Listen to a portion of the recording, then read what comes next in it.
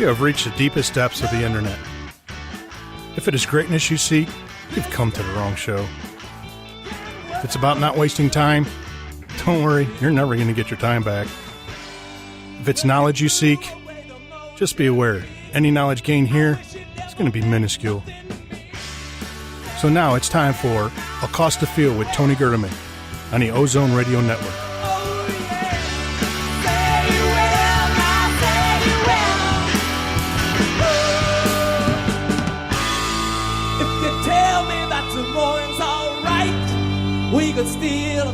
Hello, everybody. Welcome to Accost the Field. I am Tony Gerdeman, here as always with Tom Orr and our producer Shannon Sommers. Shannon, how are you doing today?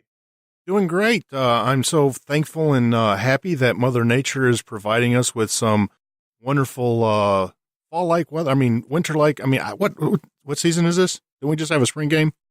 Yeah, but it was just a game. It wasn't a whole season. Tom, how you doing? I'm great. I have nothing witty to say about the weather that 12,000 other people haven't said already. Good. Let's just move on. I'm so tired of the weather anyway. And if we don't talk about it, it's not there. And besides, there's plenty of other stuff we've got to talk about. Got a lot of stuff we got to try to get into just one show this week. So the best way to do that is for nobody to talk, and we'll just go quickly, and we're done. Sound good? Good. All right. Everything's good so far. Nobody's talking. I like this. We're going to get this done quickly. Best show we've done yet.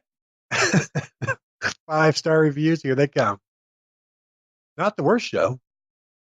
So we're coming off the spring game. I don't know how much we need to really get into the actual spring game. It's been a while, but there were some things that I think we should just share what we saw from it, what we thought was good, what we thought was not great, and we can sort of go around and just from person to person and just chat about it if you guys like. I'll start with the one of the things that I liked from the spring game was Demario McCall. Finished with 11 receptions and 160 some yards. I've got the box score right here, but I have a remote control on top of it, so I can't see it. That's very good planning on my part.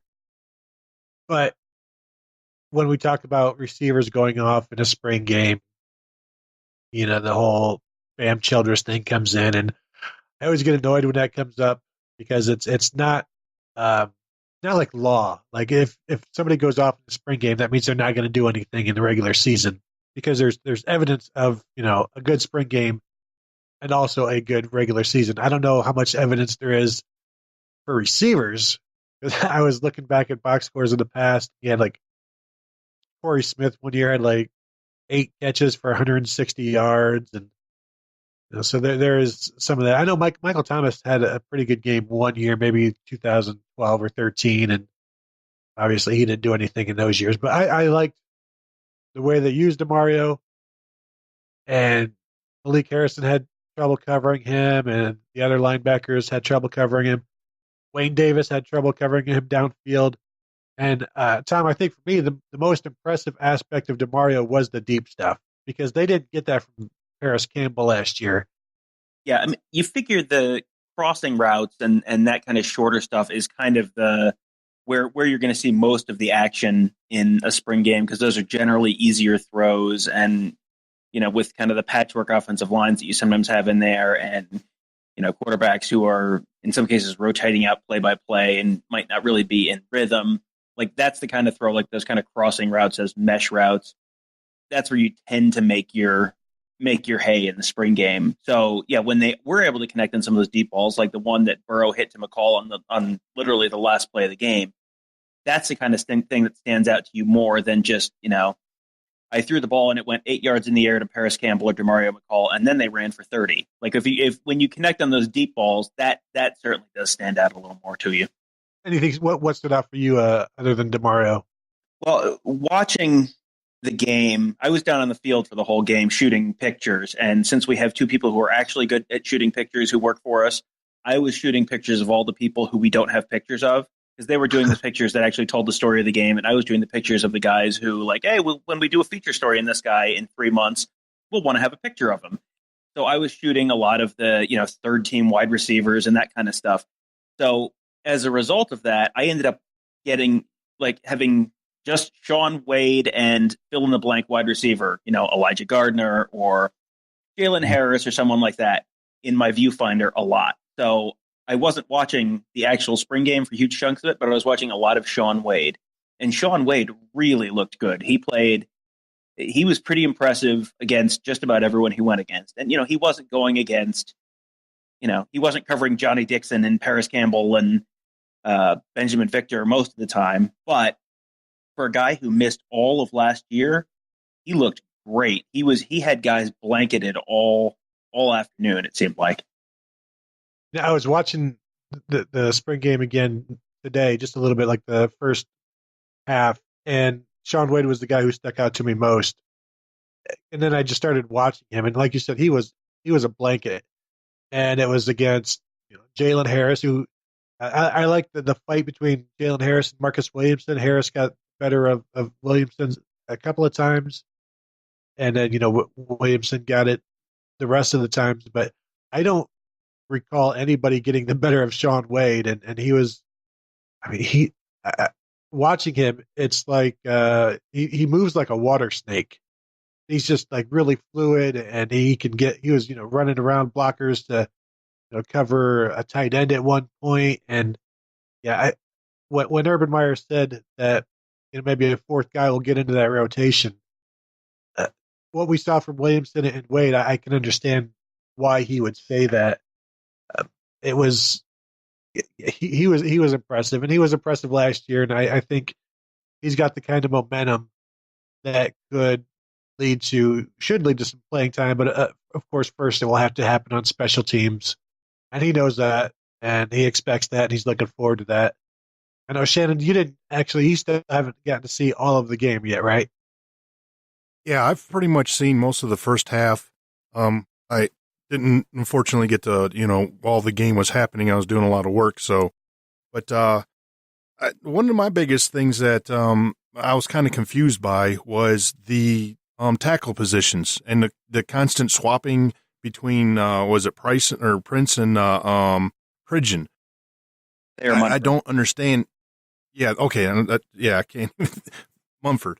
But I mean, I didn't understand why there was like this constant changing for the left tackle when I thought, we all thought that Prince is going to be the guy that's going to be taking that spot, but they kept moving him back and forth. And I think Laurinaitis, we mentioned that before, just how it's not as easy as you think it is. And you would think that if they're going to put him in at left tackle and they're comfortable with him, then they're going to just leave him there so he can get more familiar with it instead of going back to his old ways of trying to break the habit of doing it the opposite way. Yeah, I think Tom and I think we may have talked about this after the game or during the game. Like, if they're trying that, because Thayer Munford started the game at left tackle, Isaiah Prince started at right tackle. If they're already flipping things around, then they must not be comfortable with Isaiah Prince at left tackle, or else there'd be no reason to sort of do that. Now, it is the spring, so you can sort of you can understand it in that way. But Tom, if they were completely set on Prince at left tackle, why wasn't he there in the spring game? I came up with a couple possible explanations. I mean, one of them is just that maybe they think Munford is better or quicker or something on that left side. Maybe they're looking at this as a long-term play where Prince is, going to be gone after next year, and Munford could theoretically be around for. He didn't play last year, so theoretically he could be around for 4 more years. If you're, the left tackle at Ohio State, you're probably not playing 5 years, but you've got him there for a few more years. So maybe it's if these guys are even, you play Munford at left tackle, and that way you don't have to replace your left tackle next year. But that was very strange to me. I mean, the best answer I think that it could be is they're treating this the same way they treat the linebacker positions and the defensive end positions, and they want guys to be able to play both places. And it's just spring, so They're giving guys reps at both positions just so that they have a little bit of live game action in both spots. That's probably the most positive spin you could put on it. But I don't know if that's really the answer. That's probably the most positive spin you could put on it. Because Munford was okay, but if you were watching Chase Young against him, they're not going to play that many defensive ends who are as good as Chase Young this year. But Chase Young just went right around Munford a couple times. So, if Munford is the better of the two, that's a little concerning, I think. The question I want to ask on that, which, your explanation can make sense, but if they're going to want, we already know he knows how to play right tackle.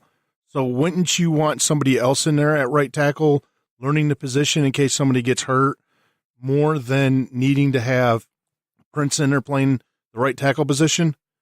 He didn't really play that much, though, did he? I don't know what the numbers were. Just trying to figure out who was, all the linemen that were playing and everything. The biggest reason I knew was just because they pointed it out on the telecast. Well, the other thing is they only really have like 4 tackles. And Josh Alabi played a lot of tackle too. And it was at times on TV hard to pick out whether it was Prince or Alabi in the game because they're 58 and 59. So the numbers look kind of similar from the far TV angle. So, I don't know exactly what the breakdown of Prince versus Josh Alabi snaps was, but yeah, it was definitely kind of odd. It was not what I did not expect to say Thayer Munford at left tackle, especially starting the game. That was probably the most surprising thing. I know we make a big deal, a little bit of a big deal about Haskins getting the start for the Gray, and Myers saying after the game he didn't even know who got the start. It didn't matter who took the first snap. But yeah, I think the Munford Prince thing is interesting, but it's probably something Meyer even addressed it after the game, saying they've switched back and forth throughout camp or whatever. So maybe it's just an opportunity to get their feet wet in other areas, like Tom, you said they've done it with linebackers all camp long. They've done it with the safeties, the backup safeties. Maybe it's just one of those things, and maybe we're reading too much into it, but it was still caught our eye. One of the guys who also caught my eye was Master Teague, and it's silly in part. Part of me thinks it's silly to get excited or put too much stock into a running back's performance in a game of two-hand touch. But there were times where, he wasn't getting, he rushed for 70-some yards, and he should have been getting touched quite a bit towards that line of scrimmage. But he was making people miss. He was spinning out of things, and it just looks like he's going to be very, very good. And I want to see him in live action and see if he's as good as he looked in this game. And I want to see how he handles the physicality, how he breaks tackles, because he looks like a hard runner who doesn't just succumb to arm tackles and things like that. So I was impressed by him. Paris Campbell still looks fast, and just the number of weapons that are out there for whoever wins the quarterback job, Tom. Just the speed is all over the place. The power was, from Weber or Teague. J.K. Dobbins is probably the biggest disappointment. Maybe sophomore slump. He's hit the wall, Tom. It's too bad. He was good last year, but there's other players now. Right. Why can't he average 63 yards a carry like Mike Weber? That was that had one carry for 63 yards had to give people Curtis Samuel versus, was that Clemson? He had like 2 carries for 71 yards and just had the 2 carries. It was either Clemson or Penn State, one of the games they lost in 2016. So hopefully that didn't give you Curtis Samuel flashbacks. 1 carry for 63 yards on the day. The offense is just so loaded. They're just everywhere you go. They have, and you mentioned Teague, and Teague was very impressive. Antonio Williams looked good on Saturday too. So you have 4 running backs who I think are, if you said that those are 4 of the top, what, 12, 15 running backs in the Big Ten. Would you argue with that there's a possibility that they have 4 of the top 12 or 4 of the top 15? I mean, that is a loaded room. And then you've got wide receivers. And, you started to see something out of Ben Victor, who's been kind of, they need one of those guys at X to step up, either Mac or Victor. Victor had a decent day. And again, he's worked, a lot of, it's hard to know exactly how much weight to put on it because you're working against second teamers a lot of the time. But, you've got receivers starting to step up. You saw Joe Burrow running a little bit. You saw Tate Martell running and what that, you actually got to see that. And even in two-hand touch where he was getting whistled down long before someone actually would have brought him down if it was live action, he still looked fast and elusive and explosive. And, you can see where the defense just thought he was just a nightmare last year on scout team, because he was making guys miss at a time when you just had to touch him, not actually tackle him. So yeah, the offense certainly looks like it could be very, very special this year. Tate, that there is a place for him in this offense. The ball handling, and I mean, he's got J.K. Dobbins like maneuverability. Now it's not exactly like that, but he makes good players look bad, and he was making guys miss. And then once he makes the miss, he gets upfield pretty quickly as well. And he showed some wheels on a number of those carries. The big long one, he really Pete Werner got sucked in and vacated an area, and I mean that looked like the easiest play all day. The when I was watching it again today, the other guy who stuck out to me was Jordan Fuller at the field safety. He was matching up with various starting receivers and was locking them up. Be it chasing Paris Campbell or getting matched up with Austin Mack a couple of times. And so just the little bits that we saw of him in this game goes right along with what Urban Meyer has said, what Greg Schiano has said about how well he has played. You had mentioned, I forget who you were mentioning, but who were you just mentioning? Oh, yeah, no, I'm sorry. Yeah, Ben Victor. I mentioned like 17 guys. Ben Victor, Antonio Williams, and a lot of people had their way with Sevyn Banks. So I felt bad for the kid. And I think we were talking to Dan Harker, one of our photographers today, and he was saying, like, I think it was Greg Schiano yelling at him like, "You're killing us, and in a spring game. But I guess Schiano probably doesn't want to have to landscape at Buckeye Grove. I mean, and probably didn't want to have to walk back to the WAC. Nobody wants to have to do that. So these are high stakes. But did Tyreek Johnson, I didn't really see much of him. And maybe that's a good thing that you don't notice another corner. Yeah, he was. He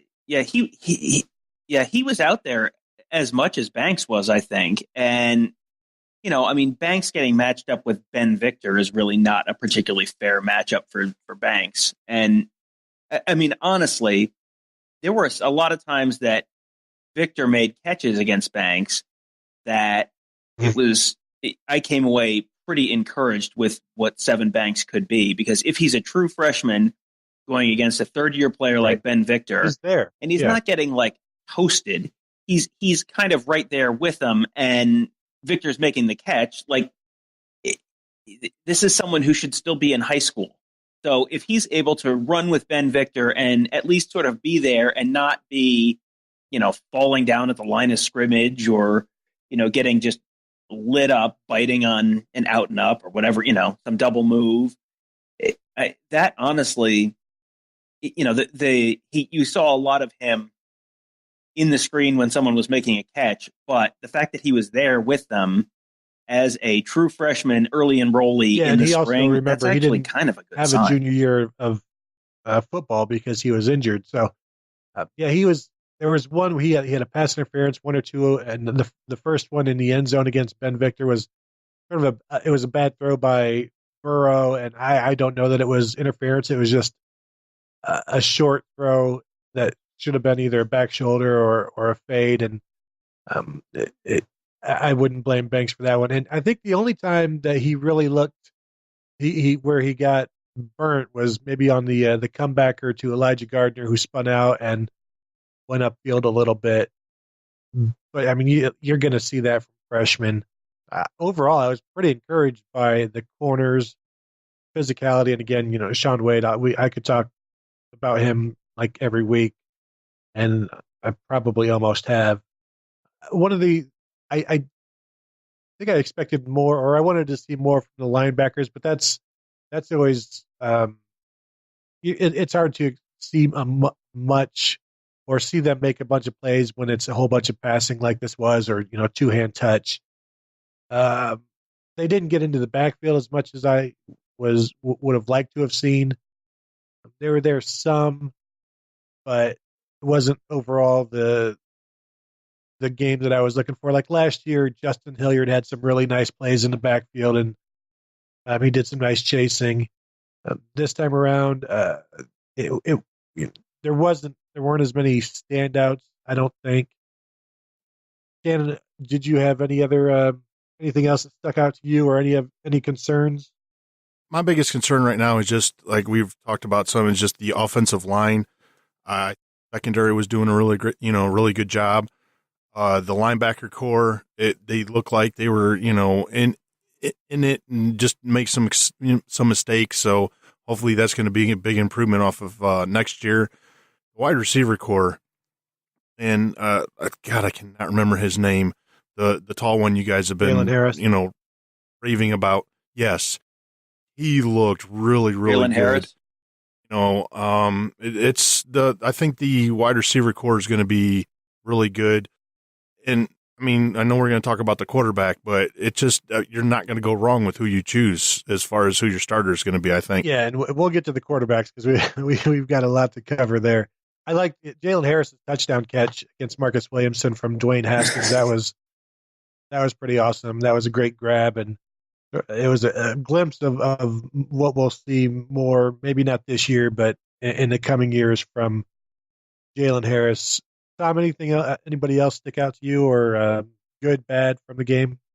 I had a couple negatives. I mean, the whistles were so quick, and I understand why they're doing the whistles so quick, but there was a Paris Campbell pass where he probably could have gone the distance, and they whistled it, and it was like, I'm not sure he actually got touched. There was a DeMario McCall one like that. There were one or two Tate Martell runs that looked like he might just go, and they whistled it without him really being touched. That was a little annoying because it's just, I get it. I understand why they're doing it that way to prevent injuries, but you can not have the whistles be quite that quick next time, and it probably gives you a little bit better facsimile of what football actually looks like. Rotating quarterbacks within a drive, and we'll probably get into this a little bit later, but going 3 plays or 2 plays and then switching out Burrow for Haskins and then switching back in Burrow. And, I think that kind of killed a little bit of the rhythm for the quarterbacks at times. And then my biggest gripe is yellow lacrosse field markings in yellow right on the yard line. Rewatching it last night, it drove me crazy because it's like, okay, your brain is trained that this is what the first down line looks like on TV. And then it says 1st and 10, and the yellow first down stripe is behind the quarterback. And it's like, what is going on? And it's just an actual line. It's not the virtual line from TV. That messed with me all game. I hated that. So that Big Ten Network must improve yellow lines on the field. Like, make the lacrosse lines a different line, or something, because that really messed with my head all game. Now, Tom, like the line's not out there in real life. The first down marker is not out there in real life. So when you're out there shooting pictures and you see a yellow line, that line is actually out there, and it has nothing to do with the first down. For future reference. Yeah, I was fine during the game. When I was rewatching it last night, it was about 12:30 in the morning, so I was tired, and I kept looking at the line, going, "Is it down and distance on TV wrong? Because that line is like 4 yards away, and it says 1st and 10. I don't understand. This production is terrible. It's all of those down and distance things, and the clock, and have we really run out the quarter and all of that? It's all kind of flexible on a spring game anyway. So I always kind of assumed like maybe the down and distance is just wrong. But yeah, it was that there's an actual yellow line painted on the field. So pick a different color next year. You weren't the only one confused because in the fourth quarter of every game with like 5 minutes to go, the media is allowed down onto the field, the non-photographers. So we went down there. Caroline and I left with about 8 minutes to go and got down there with about 3.5 minutes to go. And the lady at the gate wouldn't let us go down. She's like, you can't go out there. And I'm like, why not?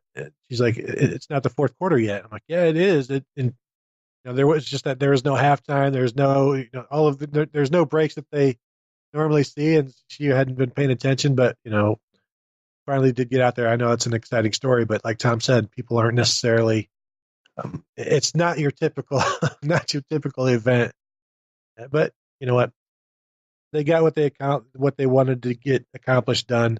Everybody left healthy.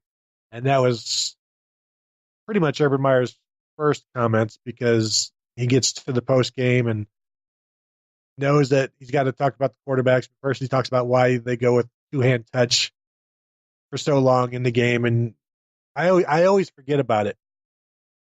Like leading, because you're always looking forward to the spring game. It's our only chance to see them, really. And then I forget that every year it's two-hand touch for, the first half or whatever. And then you start watching it and you're like, oh, crap, I forgot about this.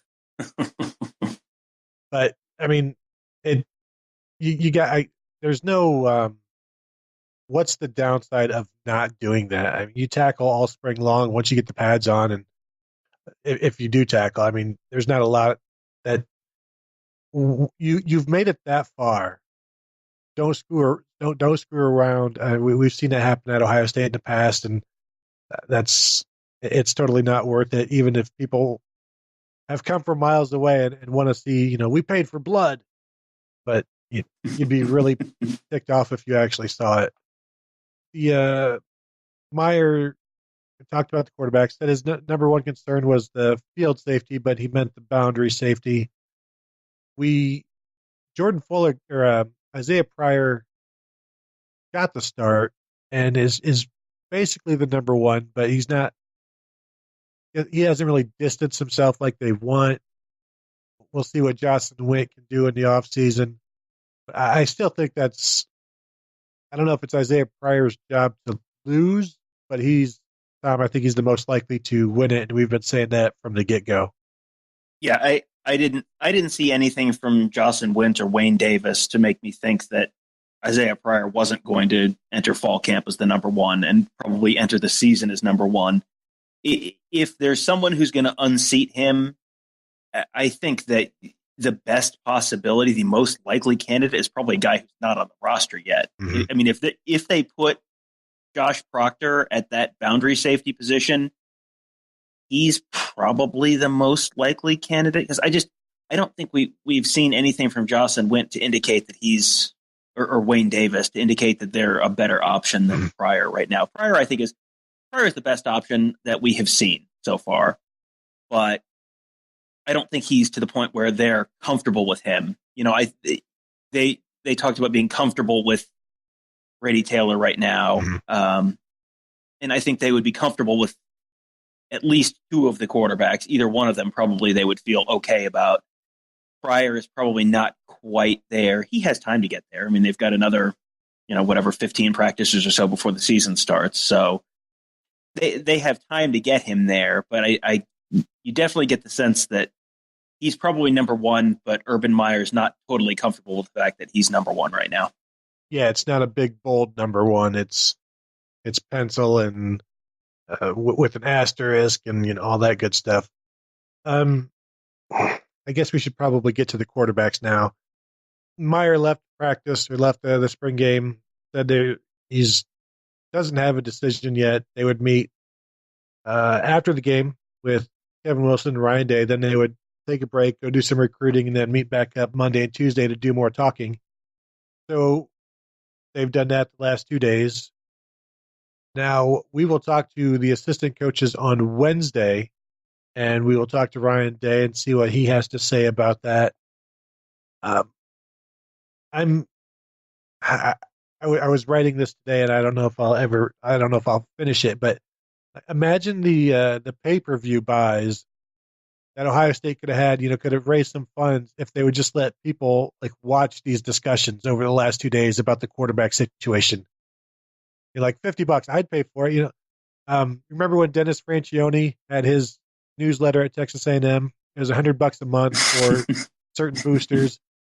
Jim Tressel, he had a website, $50 a year, and you could come to the Jersey scrimmage in the Horseshoe, and you get 1,000 people, 500 people sitting in south stands that basically paid $50 to get there. So there is precedent for this. And it's no different than like the Amazon show that Michigan is on. So I think Ohio State missed an opportunity here, because I would love to hear all of the, the pros and cons and this and that, and like the numbers that Urban Meyer talks about, the wins and losses, and what was your record that day, and to see the record from the entire spring, compare them against each other. I think that would be pretty cool to see. Tom, do you think, you said that this would be no different than the Michigan Amazon series, which I really have to strenuously disagree about, because this quarterback battle involves two people who are actually Big Ten caliber quarterbacks. So it's really nothing like the Michigan quarterback battle last year. Hey, John O'Corn is the best quarterback in the draft. What draft? Son, there ain't no draft no more. The American Football Alliance or whatever, that draft? Maybe. The Arena League. Yeah, one of the other things that Meyer said is that, and it's something that Joe Burrow also said after the game, that Burrow's arm strength has gotten so much better over the last 2 years. And that was one of the things that Meyer said was not necessarily holding him back, because what was holding him back was JT Barrett. But he's gotten better with his arm, and Burrow said the same thing, working with Ryan Day. His arm has gotten stronger. His footwork has gotten better. And for me personally, I don't see this huge disparity between Dwayne Haskins' arm, or what he's got a better arm, but the throws they can make. Like when people are so convinced that Dwayne Haskins can make all of these throws, I'm also convinced that Joe Burrow can make those throws. Shannon, do you think there's a huge gap between the two, or any gap between the two, and in terms of being able to make the throws that this offense needs? No, I don't think right now that, based on what we have seen on film from the spring game, there's really that much. And I think Joe Burrow, you sure I'm saying it right?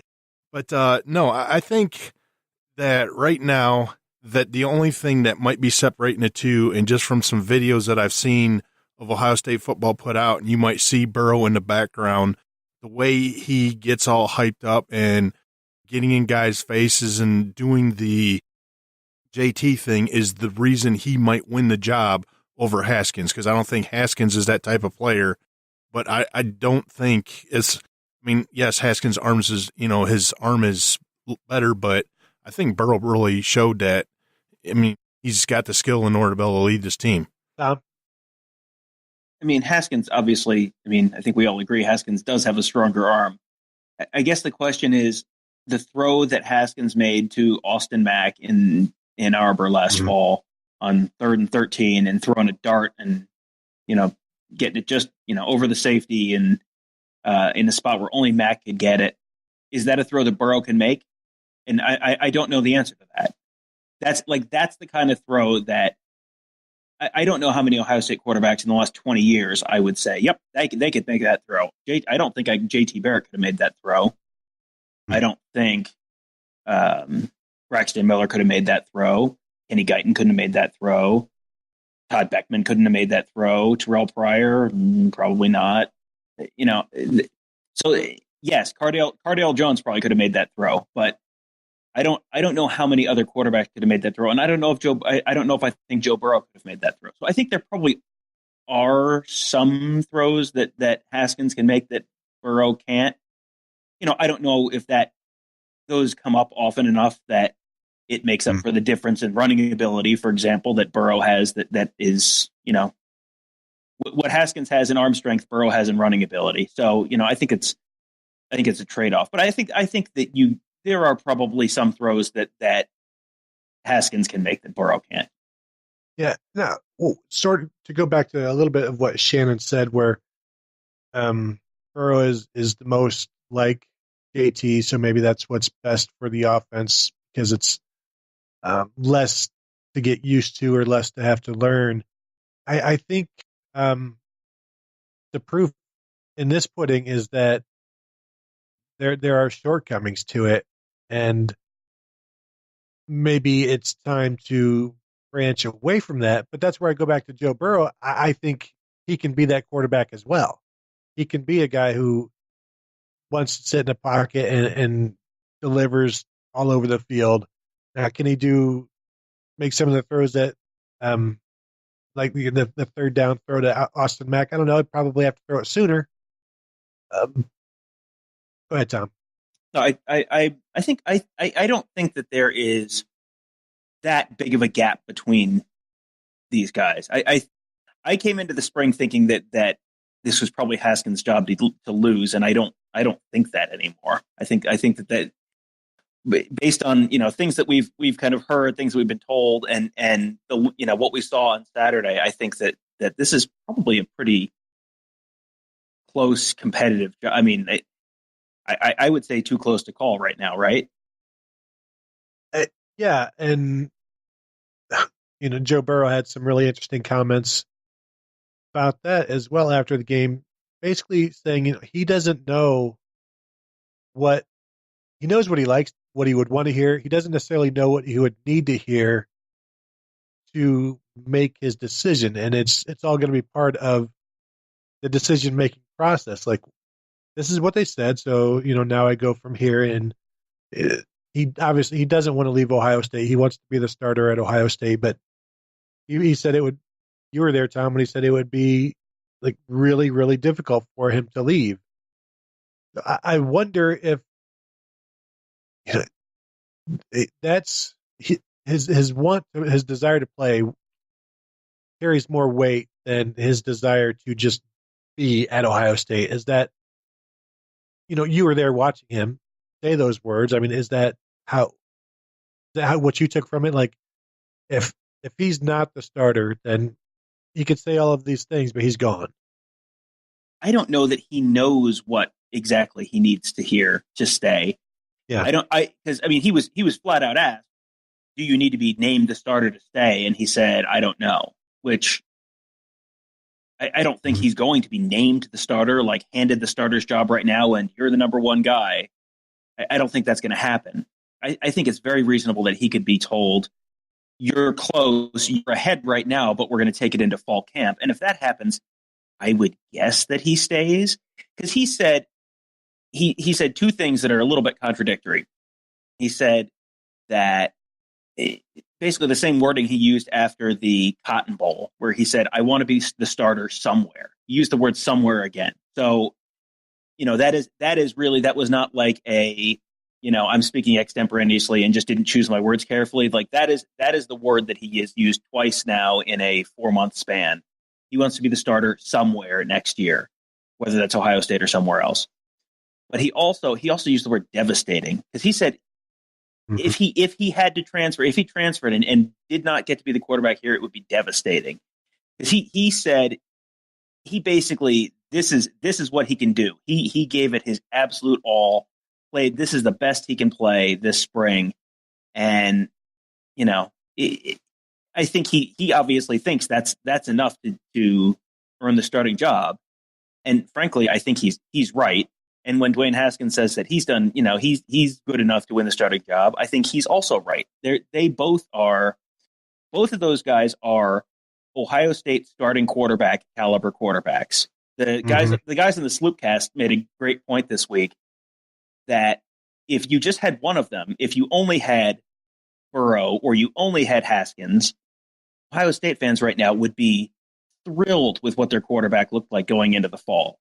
But because there's two guys and you've got this sort of like looming, like, will he or won't he transfer thing kind of hanging over everything, everyone's sort of forced to choose sides a little bit. And then you start nitpicking the other guy. And really, if it was just the Dwayne Haskins show this fall or the Joe Burrow show this fall, Ohio State fans would probably be thrilled with that, because both of those are absolutely quarterbacks that can lead you to a very special season. And after the game, we were both, I think, up in the press box or whatever, and it was like, well, what else would he have to do to win the job, Joe Burrow? Because he looked like a starting quarterback in that game. And of course, it's just one practice, and Burrow himself said that the spring game is meaningless. He said that like 3 weeks ago before he, played really well in it. But you watch all of the things that he can do, and the running game is certainly part of it, because that's part of Urban Meyer's offense. And, the short yardage, quarterback power, stuff like that, that's Joe Burrow as well. I think Burrow could be a better JT Barrett with, a better arm, and maybe better for the Ohio State offense in that he wouldn't have to carry it as much, or they wouldn't ask him to. I don't think there's a wrong choice between the two, because of, we saw what they can do. I think the wrong choice would be if they're both there and things remain cloudy. But maybe here's what they ought to do: is they come to an agreement, Dwayne and Joe, and say, whichever one of us starts after this year, we leave for the NFL. And they'd both be eligible. They'd both, it might be time to go, or, whatever. Just like, hey, let's both be friends. let's go ahead and do like this blood oath that whoever wins the starting job, we only start for one season, then we go to the NFL. And then the other guy gets to come in and start for one season and then go to the NFL. Tom, does that sound pretty likely? Can we call that the Ohio State Kumbaya offense? Yes, that would be a great solution that will never ever happen, but it would be a great solution. Everyone's a winner. I'll ask Ryan Day about that on Wednesday. See what he thinks. He might not like the blood oath part, but this is a serious business. I sort of see the Joe Burrow thing, the transfer thing. If he transfers, I mean, it could lead to a whole bunch of different problems. We've talked in the past about, does that limit Tate Martell then because he's too valuable as the backup? But if Burrow does not hear what he needs to hear and decides that I'm going to transfer, that may become a blessing in disguise in that Urban Meyer's decision has been made. And we saw the issues in 2015 where, and maybe it's unfair to keep going back to that and using that as, the one piece of evidence of having wishy-washy decisions at quarterback.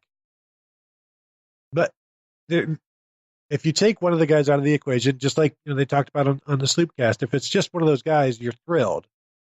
And I would hate to see Joe Burrow go, because like I say every week, I'd love to see what he can do in this offense.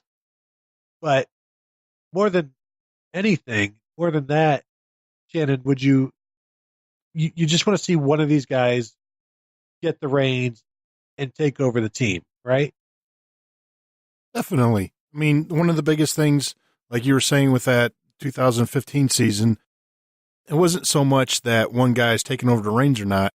I think one of the biggest problems there is just trying to get somebody, or just putting like a Cardell in a different situation than JT, but trying to run a JT or offense with Cardell. They didn't like suit the offense to that player. It seemed like they just wanted that player to fit in. Whereas now, it seems just by the little bit of watching the spring game, it seems that they're trying to get, play the offense to the strengths of the player or, quarterbacks. And one of the biggest things that I noticed is, the quick releases and the quick, rollouts and stuff like that they're trying to use. I think that might have a big factor and a big advantage a little bit for Burrow in this situation. But you definitely need to have your starter, and I think you definitely need to have it just not for the guys in the quarterback room, but I think for everybody else on the team. So that way you can get your timing going and everything like that in training camp. It's too bad that Cardale Jones got stuck with Ed Warner and Tim Beck for his in 2015 as his season as a starter. I'd like to see what he could do with Wilson and Day, who know how to use passing quarterback, who also has enough mobility to make a defense, pay attention.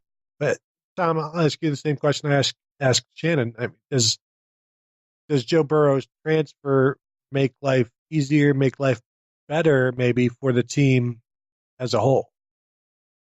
It certainly simplifies things going into the season. If you go into the fall knowing this is your guy, I think that sets you up better for the season. But it also removes an awful lot of the margin for error, because then if Haskins gets hurt, then it's just Martell and Matthew Baldwin, who's maybe not going to be ready to go for the fall because of the knee injury, and then Corey Curtis, who's a walk-on. And, I don't know, do they try and get a grad transfer quarterback at that point? That's probably too late, probably.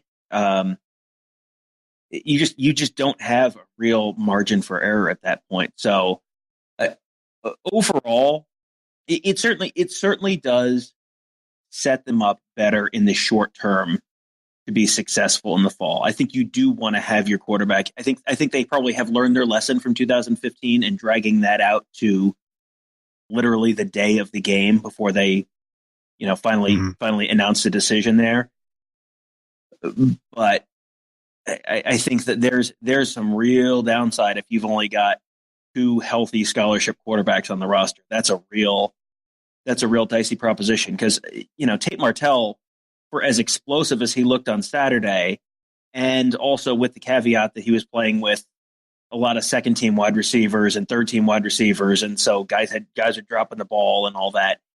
He's still not ready as a passer to play at this level. He is not a quarterback as a passer that could lead you to a national championship right now. I don't think he's not. He could be at some point, but he's not there yet. And if you don't have a quarterback that can do that, that removes a lot of the offensive weapons. That takes a lot of the Paris Campbells and DeMario McCalls out of that passing game and limits you offensively. So it's absolutely going to be in their best interest to keep Burrow around, however they have to do it. But they have to make a decision. They absolutely have to make a decision. They cannot do it the way they did in 2015. And I think they know that. I think they realized that was a mistake. And Urban has said that the decision will come down to what's best for the team. And I think what's best for the team would be to not be down to 2 healthy scholarship quarterbacks. And I wonder if they're even, then you go with the guy who gives you more quarterbacks, and that's Joe Burrow. And if he ends up not keeping the job, then Urban Meyer, I think he would side on the side of safety and depth rather than, I don't want to go through another quarterback controversy, because when he's asked about that, he's like, well, we lost 1 game, so it was a pretty good year. So he could see this as an opportunity to, shove it in people's face again. But I think he would side with, he would want, obviously he wants Joe Burrow, because he was asked, do you think all 3 quarterbacks will be here in the fall? And he said, I hope so. I wonder if that's part of the decision. Like, we don't want to lose him, so we can say he's number 1 right now. But jobs are always changing in camp. I know he says spring camp is for building the depth chart and fall camp is for game preparation, but there's still stuff going on. I mean, you still have to keep your job, and maybe that's how they get around it and keep Joe, but then it still brings you back to the two quarterback thing and just the constant looking over the shoulder. But that's only if you're not playing well. I would expect either quarterback to play well, especially Joe. Well, not especially Joe, especially both of them in this offense with Kevin Wilson and Ryan Day calling the plays. And so I think the opportunity is there for them to keep Joe, tell Joe what he wants to hear, but it guarantees nothing because fall is it's basically a brand new thing. But then does it just open up the whole another can of worms that we went through in 2015 and saw what a pain that was and what kind of a downfall that was. But Tom, what happens if they both play well either here or elsewhere? Does that prove that Meyer was wrong to stick with JT last year? I don't think so. I think that, you've got to remember that these are guys now, they have an extra year of experience. Last year, if Burrow looks great this fall, Burrow last year was coming off of a hand injury. So you can't just assume that the Burrow you see this year that's got a full year of healthy, spring and fall and, first team reps. That Joe Burrow is not the same Joe Burrow you would have necessarily seen last fall. And same with Dwayne Haskins. Dwayne Haskins was a redshirt freshman last year. He's probably got 250% more game reps, 300% more or practice reps, 300% more practice reps than he did this time last year.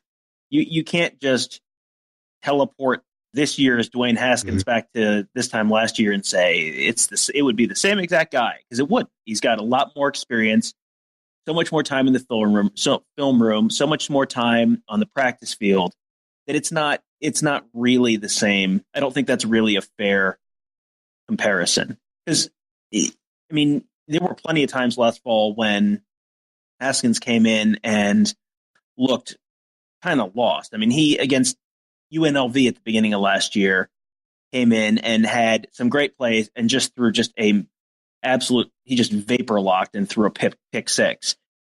JT Barrett was the best option last year to give them he was the safest route to a playoff berth. It didn't work out, but he gave you the best opportunity for a playoff berth last year. So I don't think you can. I don't think that that's a fair comparison to make. That won't prevent anyone from making that comparison, but I don't think that is necessarily a fair comparison to make. Especially when they're going to point out that JT Barrett threw his fair share of pick sixes that look like redshirt freshman throws. Why are we fighting about this still? He's gone. Leave him alone. He's gone already. Leave him be. Shannon, who would you start at quarterback? I'm still going to go with Burrow based on the simple fact of, like I said, the leadership part of it. I've seen on the videos where just he's that halftime, speech guy that JT Barrett was, it seems like. So I think that's where he has that edge at right now. Yeah, that's where I am. I would start Joe Burrow because he can do everything that Urban Meyer likes to do, and he leads the way Urban Meyer likes his quarterbacks to lead. And I feel like he's more round peg, round hole for what Meyer likes to do and would make things smoother. Tom, who would you start? I think that Haskins and Martell is the highest upside. I think the best possible version of the 2018 Ohio State offense is Haskins and Martell. There's no guarantee that you get to that best possible offense with those two guys because, Haskins is still relatively young. He's going to make mistakes. But that is the most explosive offense, those two guys working in tandem. But I don't think that's what Meyer's going to do. I have kind of come around to the thought that Burrow is kind of the safer choice for the reason that you started JT Barrett last year. I think you start Burrow this year. He's the safest choice. He's the most likely. We've kind of talked about this in the past a little bit, where Haskins is the most likely to Haskins gives you a better chance to go 12-0 and just put up just insane points. Burrow, I think, is the safer choice. The error bars in a Joe Burrow season are not as big, where maybe you're 10-2 or maybe you're 11-1, whereas Haskins is there's a way that a Dwayne Haskins season really goes pear-shaped and you end up 9-3, and I don't think will happen with Burrow. If Joe Burrow is the starting quarterback, I think they win the Big Ten. I don't know if they win the national championship, but I think they win the Big Ten. Haskins, I think, gives you a better chance for just the absolutely legendary, just whirling death machine offense kind of season. But there's also probably a little more downside there. So ultimately, I think they're going to go with Burrow. I've kind of come around on that. I don't know if that's the right answer, but I think that's going to be the answer. Well, and as we know with death machines, they're unsafe for all people involved. Warning, may cause death. Buckeyes got a couple of commits this past week. In New Jersey athlete Ronnie Hickman, that was not a surprise. And Mentor, Ohio defensive end Noah Potter, which was even less of a surprise. So 2 more 4-star guys for a recruiting class that now numbers 5. I believe they are ranked 3rd in the Big Ten and in the mid-teens in the nation, but it's obviously very early. Hickman, he's already like a 6'2", 6'1", 6'2", 200-pound safety athlete. He plays receiver as well. I wonder if he could even grow into a linebacker. And Noah Potter, 6'5", 250. I wonder if he can grow into a defensive tackle. Tom, did you watch any of his highlights? I mean, he's already a pretty big kid. Wears 97 and looks like a Bosa in that regard. But I was pretty impressed. He's constant. I wonder if he's done growing, because he's the younger brother of Micah Potter, who's a forward on the OSU basketball team. And how tall is Micah Potter? 6'8"? So 6'9", I think he's listed at. How tall is he? 6'9", I believe. Oh, nice. He's I mean, he could potentially grow even bigger. If he's 6'4" now, he still could have another inch or two of growth in him. So, yeah, I mean, you could see him moving inside, maybe. That would probably involve a redshirt year to bulk up, and maybe another year of kind of sitting. To go from 250 to 290, 300. That's a couple of years of growth. But if you can get that kind of good, quick inside guy, Draymond Jones type, I mean, they would certainly take that. They've loaded up on defensive ends the last couple classes. So that's they certainly have some options. They can certainly move him around a little bit. And I do. You're right. Hickman does sort of profile as a safety, but Sam Hubbard came in as a safety, so you never know where they could end up. He could move up to a like the Darren Lee linebacker spot, something like that. Ronnie Hillman's nickname is Hickman. I keep calling him Ronnie Hillman. Ronnie Hickman's nickname is the Rocket. So anytime you can get a guy nicknamed Rocket, you pretty much just have to sign him, because he's probably going to be pretty fast and be able to do some stuff for you on defense. Unless it's ironic, like, tiny for that dude. You should sign those guys too, because those are always awesome too. the big defensive tackles who wear the single digit numbers. Like, yep, you got to go for those guys too. Need more. I've always said, like, Ohio State needed more Polynesian players, and Urban Meyer has started doing that. They need more rockets on the defensive line, just my opinion. I don't think that'll be Hickman, but that would work out well. Robert Rocket Landers. There you go. And Haskell, Rocket Garrett. Just call them all Rockets. All right, let's go to let's start the All or Nothing, our episode review, episode 2 of Michigan's Amazon Prime series. which picks up a little bit this week. Shannon, go ahead and hit that intro. Get the warm blood pumping. There's going to be nothing nice about this game. Tonight's the night. No prisoner. Be a game changer. Be a game changer. Let's compete. Compete. Compete. You play for the winningest football program of all time. This guy has no wit in him whatsoever. Touchdown, Michigan. All we ask is everything you got. Win for Michigan. Who's got it better than us?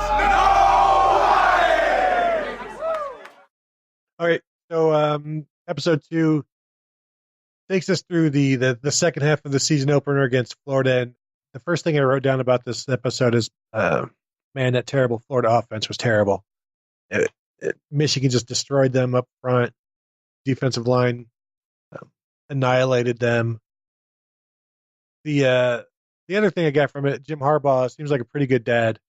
Although at one point he gets into an ice bath in his khakis. And all the time I'm watching that, I'm thinking that those pants are going to be so impossible to take off. Like to get out of wet pants. What stuck out for you, Tom? Yeah, the ice bath. He got out and was like, "Oh, these are going to leave nothing to the imagination." Like, ooh, that's going to be so clingy. I do wonder, is he really taking, when his daughter has an ear infection and there are not cameras there, is he really driving his daughter to see the team trainers and sitting there with them? Or is that a little bit of a conceit for the show? I mean, I have no idea. That just seemed like a little bit of a weird way to do that and have it be, oh, look, I'm people. I'm doing people things. Look, I have free healthcare. The hot the cold tub was weird. At one point, the narrator said a national powerhouse like Michigan, which I mean is true for some definitions of national and some definitions of powerhouse, maybe, but it's probably a little generous over the last 15 years or so. And I did like they had a play call that ended with Ohio, China, which is two different places that they have not won a football game in quite a long time. I think my favorite part was the clip of Don Brown when he took the team to Bob Evans to get some pastries, and they didn't have turnovers there. He wanted some apple turnovers. They didn't have turnovers. Shannon, play that clip. They got nothing! And we don't have any turnovers! Let's go take this into our own hands. We don't need any help! It's right there!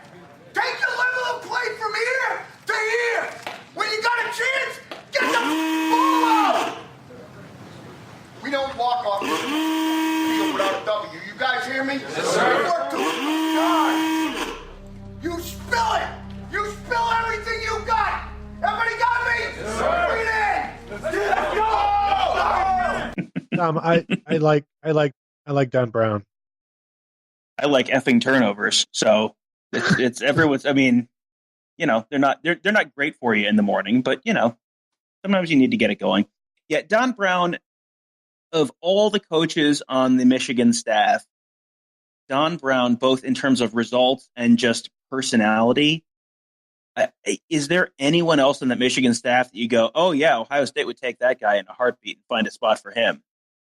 It's Don Brown and a whole bunch of guys who are like, yeah, okay. There's a clip in there where Pep Hamilton, one of the offensive coordinators, is telling Wilton Spay, like, Wilton, hey, you got to go tell the guys that we're going to have to go and win this game.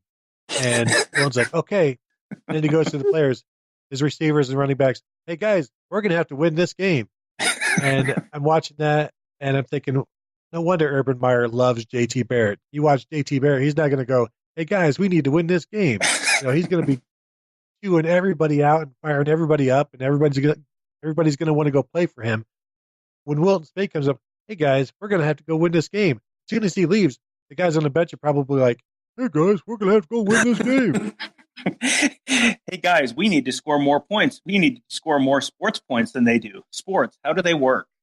Going to be great. It was so good. I mean, the coaching was amazing. Wilton Spate's motivational speeches were not particularly inspiring. But Harbaugh, after the Florida game, he's in the locker room. Was in the locker room. Maybe it was the following Monday. He's giving this speech and he's like kind of winging it, but he's very obviously terrible at winging it, because the speech was like, "Hey, how great it is to walk around campus after a win on a Monday, huh? Let's have every Monday be like that, huh?" Like, what? Like, yeah, it's good to win. Thanks. Thank you, coach. We now know it's good to win. We're not going to do it a lot this year, but we know it's good now. So thank you for telling us. I used get to the like 2 losing, wins without your then I first learned win. winning is better.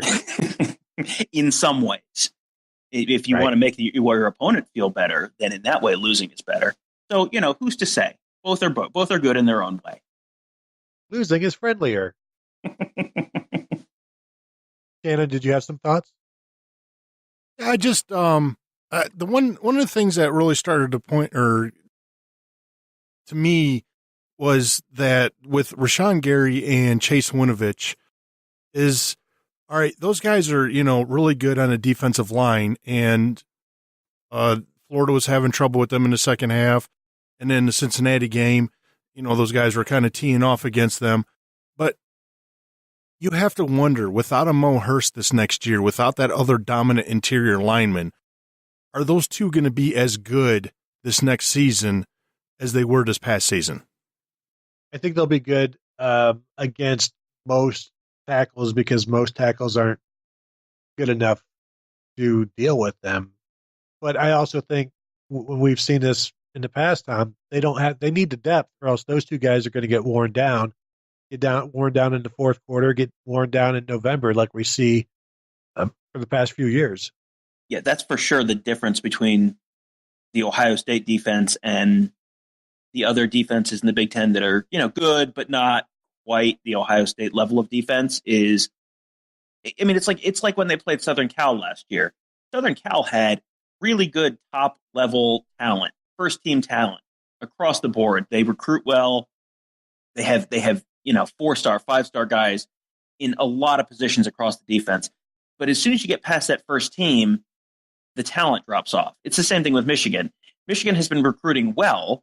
They've been, top 5, top 10, top 12 kind of classes most years, but they're not bringing in classes like Ohio State is, where they have two full lines of defensive linemen who are 4- and 5-star guys. And then, some third team guys who are redshirting and would probably be, at least in the rotation at Michigan, but they're redshirting because they won't get on the field at Ohio State because there's too much depth. That has been the biggest difference. The top level talent is there at Michigan. They've had Rashawn Gary would play at Ohio State. Rashawn Gary is an incredibly good player. Chase Winovich is a very good player. Chase Winovich would be, somewhere in the rotation at Ohio State. But there's a lot of guys in that, on that second team Michigan defense that probably would not be in the rotation at Ohio State, and that's the difference. Yeah, we see that every year, and we're looking at Michigan's recruiting the past 2 years. We're going to see it more and more. And if they don't, the talent, because they have as many players as Ohio State, so but they don't have the depth, the ability to play their depth is what they're lacking, and I think they'll continue to lack that. But Winovich and Rashawn Gary are going to look really good for most of the time, but will they look good when it matters? And I think that's the big question. Anything else from All or Nothing this week, guys? Shannon? You do have to kind of wonder what kind of team they would have if they had a real leader as a quarterback, especially with wide receivers like Tariq Black and Donovan People-Jones. I mean, those guys, those two guys are going to be really, really good wideouts. I think if they get Shea Patterson this year, they're national title contenders, Tom. They certainly are capable of doing that, but with their schedule, their schedule is pretty brutal this year. Mm-hmm. But yeah, I mean, they certainly would have at least the top level talent where if you keep everyone healthy, then maybe you can this can be your 1 year in 10 or 15 where you get in if all the stuff kind of falls right. But yeah, their schedule is not too friendly this year. It's like they're the Big Ten East version of Iowa. If everything falls perfectly and you win your division, Yeah, except Iowa's beaten Ohio State in the last. Oh, yeah, that's not a very good not- comparison at all. No, actually, No. yeah. And Kirk Ferentz is going to be at Or like- Michigan at Iowa forever.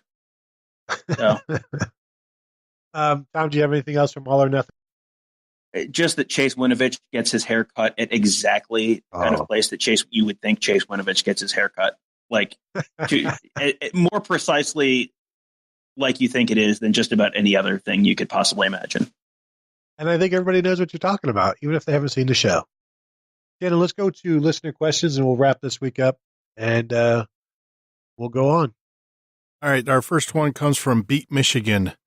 Nick Mangold announced his retirement today. Discuss his legacy among great Ohio State offensive line in the NFL. You know, Tom, I was looking through past Buckeye offensive linemen who were drafted, and he's, I think, clearly the best since Orlando Pace. Look at the guys that have been drafted between now and, then you've got, Taylor Decker, Pat Elflein. They're not to his level. But Charles Bentley was a 2-time Pro Bowler. Nick Mangold was a 2-time All-Pro, 7-time Pro Bowler in 11 seasons. In the past, 40, 50 years, Jim Lachey, Kirk Loudermilk, William Roberts with the Giants. I think it's Mangold and Orlando Pace in recent and even not so recent history. Yeah, Mangold is a 7-time Pro Bowler. Orlando Pace was a 7-time Pro Bowler and is in the Hall of Fame, was a first ballot Hall of Famer. So, I mean, I really don't pay much attention to the NFL, the college players. I just kind of treat them as if they have gone to heaven after they graduate. And, I'm sure they're off somewhere wonderful, doing something wonderful, but I don't see them anymore. But my assumption is Mangold is probably a Hall of Famer, right? I mean, if you're a 7-time Pro Bowler, you're probably getting in, even if it's not on the first ballot. I don't know. Is center like a spot that the NFL doesn't, like how the Baseball Hall of Fame doesn't have a lot of third basemen for some random reason? Is center one of those positions that the Pro Football Hall of Fame doesn't let a lot of guys in or something? Because if not, then he certainly seems like he should be a Hall of Famer. Yeah, I don't think there are a lot, but I mean, there certainly are some. And it's funny that you consider the NFL football heaven, because very few Buckeyes go to football hell, which would be Shannon. Don't do it, because you're talking about a Hall of Fame offensive lineman that is going to be, he just announced his retirement. So that might actually put Nick Mangold back a year, possibly, because they both retired the same year. I guess the NFL is more like football purgatory. Like, it's not good, it's not bad, it's just kind of like there. All right. That's why the Browns and the Bengals don't draft any Ohio State players. That's purgatory. All right, Shannon, what's next? All right, this was from Smartwater. Was it interesting or telling that Meyer mentioned Nick? There you go. Proctor and other not here yet guys in interviews. The two that, I don't know if he's mentioned others, but yeah, Nick Pettit-Frere and Josh Proctor. Tom, has he mentioned any other, not here guys? Because he mentioned those two quite a bit. I don't recall him mentioning any others. Have you? I thought he hasn't talked about Jeremy Ruckert in a long time. I know that I've heard him talk about Ruckert at some point this spring. I'm almost positive. Didn't he talk about him at some point, like in the last week? Maybe I'm wrong. I swear I remember him talking about Jeremy Ruckert. But yeah, he doesn't talk about a lot of guys. I mean, I think the default assumption with a lot of these guys is they're going to come in and maybe contribute on special teams, but not be, major contributors on offense or defense. So, you're not really going to be talking about these guys a lot before they come in if they're just, this is going to be someone who's going to be a gunner on punts. Like, that's just not something he's going to talk about that much. And you guys are really going to have to learn how to say Petit Frere. Like, it's just you cannot just call him Nick for 4 years. It's Nick Petit Frere. You can do it. We can do it. We can make it happen. NPF. That's fine. You know what? I can live with that. But it's interesting to me that he talks about Petit Frere so often because he also talks about Josh Allaby. I thought Max Ray has done pretty well this spring. So then you've got Brandon Bowen coming back, and people are talking like Nick is going to be in the two deep, and that would be incredibly impressive if he can make his way past all of these other people who have been in the two deep and past Max Bray, who was here all winter and spring. That would be a pretty good sign of future results. But and I know he keeps talking about it, but Tom, I would be surprised if he's in the two deep in August, September. I certainly don't expect it. I mean, just looking at his frame, he just looks like someone who's going to have to put on some weight when he gets here, and that's not something you're not going to just like walk onto campus in July or August and then put on 15 pounds of muscle while also going through fall camp and then be ready for the season opener. Like that's not going to happen. That's an off-season weightlifting program that happens, January and February next year, and then he shows up next for interviews next spring, and we go, oh wow, he got big. That's not something that's going to happen during the season. So they may play him this fall solely based on this is not a guy who's going to be here for 5 years. You don't want to make the Dan Wilkinson mistake again, where the guy comes in and you redshirt him, and then 2 years later he goes and is a top NFL draft pick. Petit Frere has the feet, the movement, the bend, all the stuff that evaluators look at to be an elite left tackle in the college and the pros. And that's someone that goes top 10 in the draft and gets paid. But he's not someone who's going to be there 5 years, most likely. So they may play him just because you're not going to have him here 5 years from now. So why waste a year? But I don't expect him to be a meaningful contributor or someone who's getting significant minutes or on the two deep, at least through most of the year. And we've talked about Josh Proctor quite a bit, but I expect him to be. I would not be surprised if he works his way into the two deep, not unlike Von Bell or Jordan Fuller have, or Isaiah Pryor did last year. It's sort of this.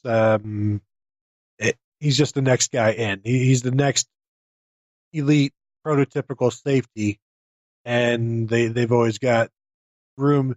That guy always comes in and goes past the sort of project safeties or the 3-star safeties that they brought in and thought, they've moved him over from corner, and then you over recruit over those guys. And Josh Proctor is a guy who has all of the potential, just like Isaiah Pryor, just like Von Bell, Malik Hooker.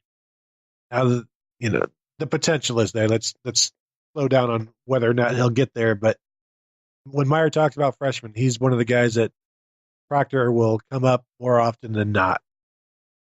Shannon, what's next? Burrow's name right, and you think I'm going to be able to say Nick's name right? True. Touche. Buckeye Hotep. Now that spring ball is over, any thoughts as to roster management? We are projecting at 3 over the limit? Yeah, right now they're 3 over.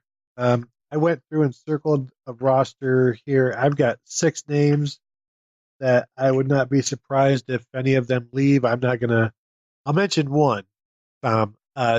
Joe Burrow, he's a quarterback. Doesn't ever get to play. He might want to decide that it's time to move on and see if he can play somewhere else. But something has to happen. They're 3 over. Yeah, the standard response is the numbers will work themselves out. They always do. That's the standard response. Yeah. And guess what? The numbers will work themselves out. They always do. I mean, you and I had a conversation today about, so who, they're 3 over, who could it be? And I mean, like you said, we don't have that as a public conversation outside of Burrow, who has talked openly about the fact that it's a possibility. But, the guys who tend to be the people who leave are guys who are, like third-ish, fourth-ish year guys who are just buried on the depth chart, or guys who are getting recruited over or, getting passed by people who are younger than them, where it sort of becomes apparent that they're not going to get a chance to play at this level and they will go somewhere where they have a chance to play. I mean, that's sort of the profile. And, you can go through and make a list. And yeah, I mean, if you gave me a list of 6 people to name, asked me to name 6 people, I have a pretty good sense that I could probably nail all 3 of the people who are going to transfer. there is a very standard profile for the type of person who transfers for playing time purposes. And, as we always say, we don't speculate about that on here just because it's kind of not fair to the players involved. But, it's not that hard to make a list of possibilities. And whoever they are, they're going to have to be 3 of them before fall camp opens. Yeah, just go and look at the roster and go through there. If you know the roster, then you can pick out the names who haven't played, who have been buried, and who just maybe the guys that you don't even know. Maybe that's the best way. Like, this guy's been here 4 years. I've never heard of him. Well, maybe that's one of the guys who you might want to expect him to leave. It's always whenever Urban Meyer is asked about numbers during a press conference, he's always like caught off guard, like, I don't. You caught me off guard. I don't know. We're fine. We'll be fine. We know. And then he's like, and that's it. That's the answer. And then you go on to the next question. And he never.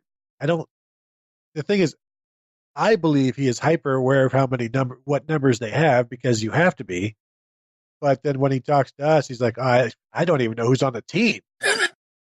But is this? Are you guys want to talk about basketball? What is this? Right. Who am I? Where am I? Well, yeah, I mean, what's a scholarship? What's a footballs? I mean, we talked in the past about the spring awakening, which is the guys who come into the spring thinking, this is my year. I'm going to make this is the year I'm going to finally get into the this is the year I'm finally going to make my mark here. And then when they get through the spring and it hasn't happened, or they see themselves getting past, that's the spring awakening. This may just not happen here. That's the kind of guy that it will tend to be. And a lot of times I think they have kind of realistic conversations with guys coming out of spring ball, that this is where you stand right now. This is the depth chart. Here's you.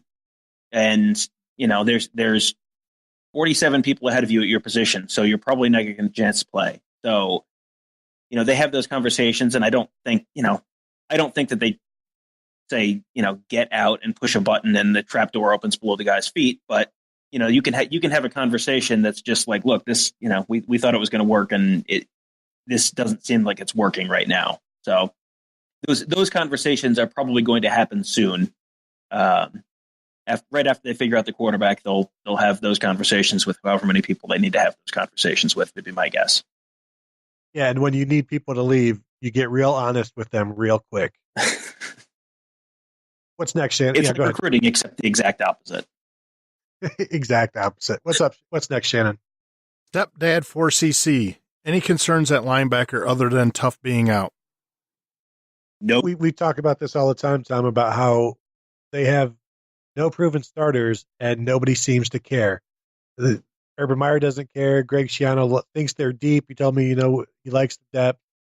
Bill Davis, he doesn't care. They like all of these players they have, and there's so much potential there. So there's a lot to like, but eventually you got to start solidifying spots.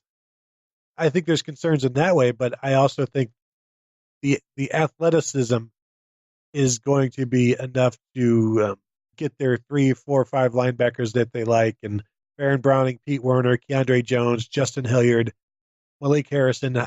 How could you not have excitement or a good deal of faith in those guys? Yeah, you're not relying on like a true freshman coming in or a redshirt freshman. You've got guys who came in with the recruiting, hype numbers behind them, who have looked good on the field, who the coaches have said all the right things about. You've got all the pieces there. I mean, even without Borland, I think if you've got Browning at the will and Hilliard at the mic and Harrison at the Sam, you've got to feel pretty good about that. And then you've got Keandre Jones. You've got Borland coming back. I mean, there's so much. I mean, Pete Werner. I mean, there are so many good pieces there that they can. You're not. There are good pieces there right now, and you're not like one injury away from disaster because you've got other good options there. And we've named 6 people, and we haven't talked about Dante Booker, who's a senior. I mean, and he missed all spring, and he's not. He has had issues in the past with with when he's been on the field. But if that's your 7th best linebacker, and maybe maybe Dallas Gant is in there too, because Dallas Gant sounds like he looked pretty decent in the spring, and maybe he's going to be ready to play more sort of towards the end of the year. That's 7, 8 linebackers. I don't think that's something, even though they don't have a set lineup right now, I don't think that's something that anyone is particularly worried about. And you still have a couple guys coming in the summer, and Taraja Mitchell and Kayvon Pope, who both really they stand out as well. I wonder how many Big Ten teams would take what Ohio State has over what they have at linebacker and be thrilled with that. So there's concerns because they haven't done it yet. But I mean, this is Ohio State. That's you just roll out new people, new players, and they go get the job done. What's the last one there, Shannon? This one's from Sean Knight. Why are fans so bad about cheering against our quarterbacks? Is it because they are mostly Browns and Bengals fans as well? It's kind of harsh. Yeah, like Browns and Bengals fans, they don't know what a good quarterback looks like, so they're, I guess, confused by any quarterback they see. I think it's we're always about picking sides. Pepsi versus Coke, McDonald's versus Burger King. We were raised with all of these things, and you always have to have a side, no matter what it is, and embracing debate. And just there's Michigan against Ohio State. In every field there has to be a feud. Apple versus PC. I mean, anything. Twitter versus Instagram. There has to be an adversary for everything. You like Bic versus what other pen company is out there. Samsung versus the fire department. Everything is adversarial, including fans of the same team and rooting for different players. I mean, I see this on the Ohio State websites. Like, there's loyal readers at each site who are like venomous towards other sites. It's just the way of the world, Tom. You're right. People are stupid. I like the way you put that. That was good.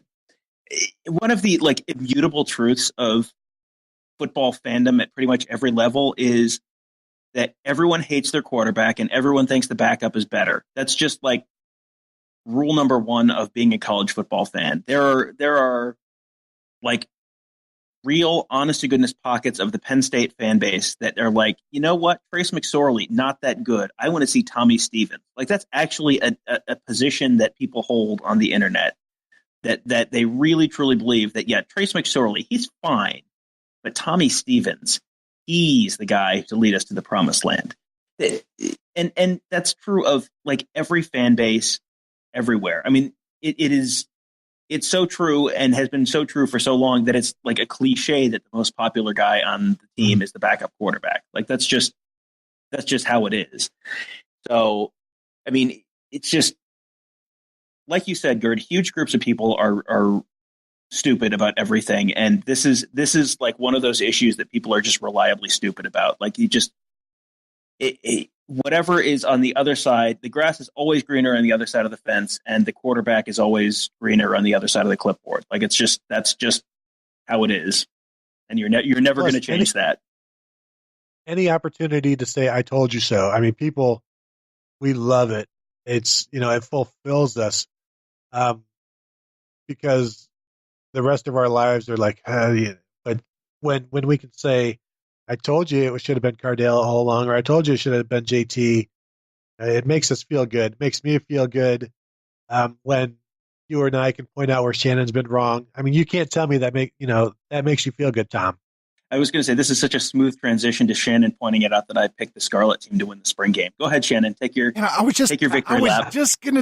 I was going to be like, what do you mean? Kind of like how Tony and I picked the gray team. Yes, Shannon, you are predictable. Yes, I know. I just want to point out that when I made that pick, I didn't realize Tate Martell was going to play for both teams. If I had known that, I wouldn't. I would have abstained. Oh yeah, but he did play for both teams. Fair, so I think all that three sort of quarterbacks. negates. It's like when Vegas like cancels betting tickets on an event because it's it's been called early or something like that. I think that sort of negates the game pick that Tate Martell played on both teams. The thing is, all like, three you quarterbacks picked play Charlotte, on. and they got blown out. Wasn't even close. Wasn't the beginning. Anyway, we don't have to dwell on that. I feel tremendous shame. This is definitely the worst prediction I have ever made in any form on written or on the podcast. I feel great shame. Just know that.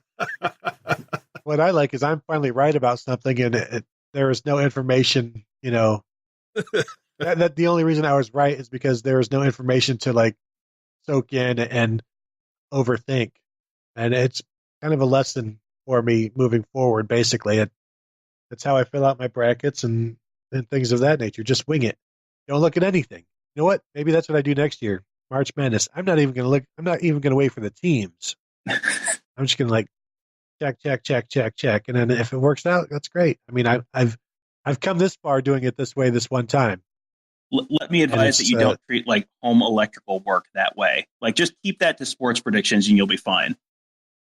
I don't know. What if it works all over different aspects of my life, like traffic, or no, not traffic. Anyway, this substation near my house blew out because of a thunderstorm. I bet I can just go in there and fix it and just wing it. It'll be fine. I've watched enough movies where guys defuse bombs. I know about wires. It's always the red wire. Just cut the red. Oh, wait, no. Sorry. I guess you should cut the gray wire. Don't cut the scarlet wire. I made that mistake last week. All right, that's going to wrap it up for us. Thank you all for listening. As always, if you want to go ahead and rate us or review us on iTunes, that's cool too. Make sure to check out the rest of the shows on the Ozone Radio Network with Sons of Schmidt, Silver Bullets podcast with Shannon and Chip, and also the Sloopcast fellas on Mondays. We're heading into some dark times with spring football over, but I think we'll get through it as long as we stick together and we let bygones be bygones on people who don't know how to pick spring games. But go ahead and call it a night. Thank you all for listening, and we will talk to you next week. And have a good night.